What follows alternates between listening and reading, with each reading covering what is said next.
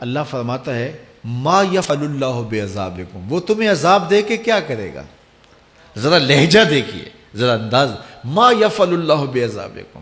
وہ تمہیں عذاب دے کے کیا کرے گا؟ تم اس کی مخلوق ہو، اپنے دستے قدرت سے اس نے تمہیں بنایا ہے،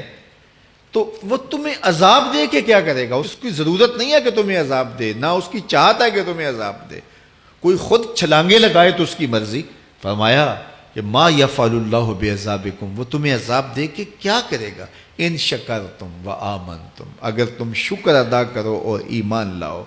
تو وہ تو قدردان ہے جو کوئی اس کا شکر کرتا ہے اور جو اس پر ایمان لاتا ہے۔ تو اللہ اس کے لیے عذاب نہیں رکھا، اس کے لیے رحمتیں رکھی ہوئی ہیں۔ تمہیں دستے قدرت سے بنایا ہے اور وہ تمہیں خوش دیکھنا چاہتا ہے، تمہیں خوشحال دیکھنا چاہتا ہے، تمہیں سرشار دیکھنا چاہتا ہے، تمہیں نہال دیکھنا چاہتا ہے، تمہاری زندگی کو خوشگوار دیکھنا چاہتا ہے۔ تم نے اپنے آپ کو خود اپنے اعمال کی وجہ سے مصیبتوں میں ڈالا ہے، تو کہا شکر کرنے کی عادت ڈال لو، دیکھنا پھر اللہ تعالیٰ جل شانہ کی رحمتیں تمہارے اوپر کس طرح اترتی ہیں، اس کی نوازشیں تمہارے اوپر کیسے برستی ہیں۔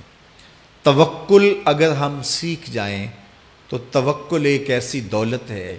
کہ جو خوشحال زندگی کی ضمانت بنتی۔ جب ہم اللہ پر توکل نہیں کرتے اور ہم سمجھتے ہیں یہ سب کچھ ہماری محنت کا نتیجہ ہی ہوگا، اور نتیجہ جب نہیں آتا تو پھر ہم بے چین مضطرب ہو جاتے ہیں، اور جب ہم اس پہ توکل کر لیں تو پھر ہمارا صرف اتنا ہی کام ہے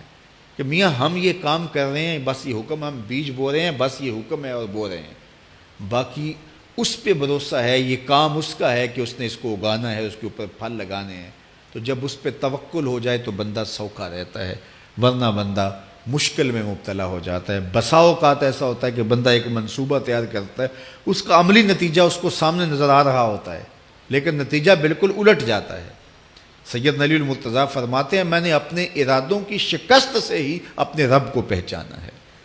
کہ میں ایک منصوبہ تراشتا ہوں کہ یہ اور یوں ہوگا اور وہ ہونا چاہیے، لیکن نتیجہ وہ نہیں آتا، تو کوئی طاقت ہے اس کا جو نتیجہ بدل دیتی ہے۔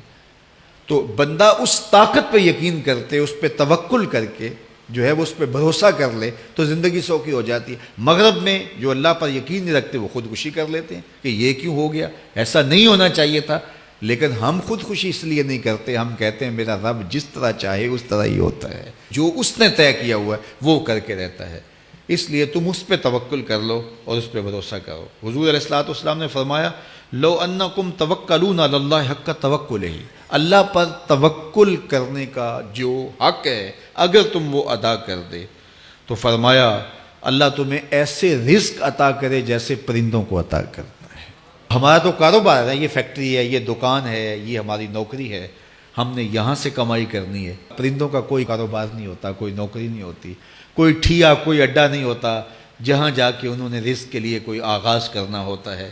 بلکہ حضور نے فرمایا تغدو خماسا وتروح بطانا،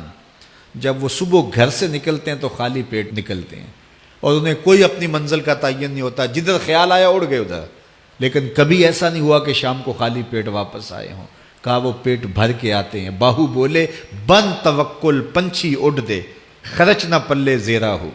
جب گھر سے اڑتے ہیں تو ان کے پلے نہ کوئی خرچ ہوتا ہے، نہ راس المال ہوتا ہے، نہ کوئی اوزار ہوتے ہیں، نہ کوئی ہتھیار ہوتے ہیں، کچھ بھی نہیں ہوتا، یوں ہی گھر سے نکلتے ہیں، کبھی بھی خالی پیٹ نہیں آئے۔ فرمایا اگر اللہ پہ پرندے توکل کر لیں تو اللہ اسے بھی عطا کرتا ہے، تم توکل کرو گے تو تمہیں عطا نہیں کرے گا، تو تمہاری زندگی سوکھی ہوگی۔ گھر سے نکلو کام کے لیے، فیکٹری کے لیے، مزدوری کے لیے، لیکن ٹینشن نہیں لینی کہ کیسے ملے گا، کیسے ہوگا، درود پڑھتے جاؤ اور مصطفیٰ کریم پہ سلام پڑھتے جاؤ، وہ تمہارے لیے رزق کے دروازے کھول دے گا۔